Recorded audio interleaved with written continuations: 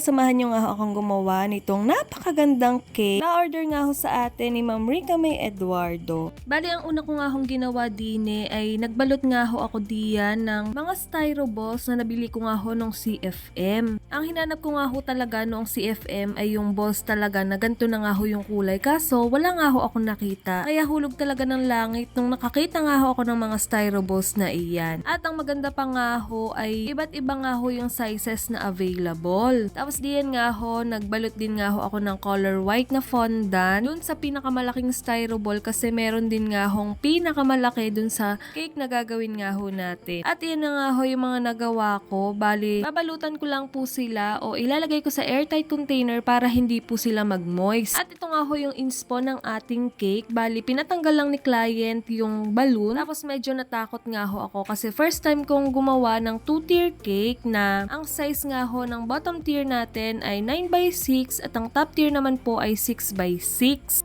At sa puntong ito nga ho ay naglagay nga ho ako ng cake board in between kasi medyo natakot nga ho ako at mabigat na nga ho yung ating cake. Pero pag normal size ko nga lang ho na 2-tier na 9x4 at saka 6x4 ay hindi na nga ho ako naglalagay ng cake board in between. At kung mapapansin nyo nga ho, hindi ho ako nagrekta ng dark color sa ating cake kasi nga ho ay may tendency na pumait nga ho yung ating cake. Ganito nga ho yung palagi kong ginagawa, lalo na nga ho pagka dark colors yung ating cake. At medyo maingay na nga ho dahil umuulan itong pagbo-voice over kong ito.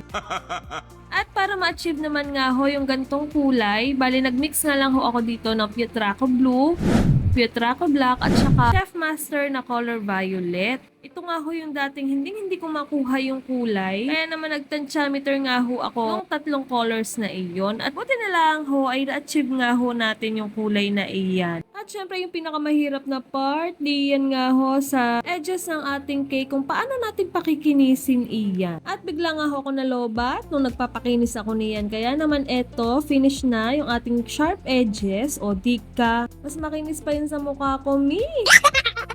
At yan nga ho, naglalagay na nga ho ako nitong gold flake. At pagpasensyahan nyo na nga ho yung kamay ko at puro food color. Ay tanda ho iyan ang kasipagan ng dugot pawis bilang isang baker o di ka sinong agree.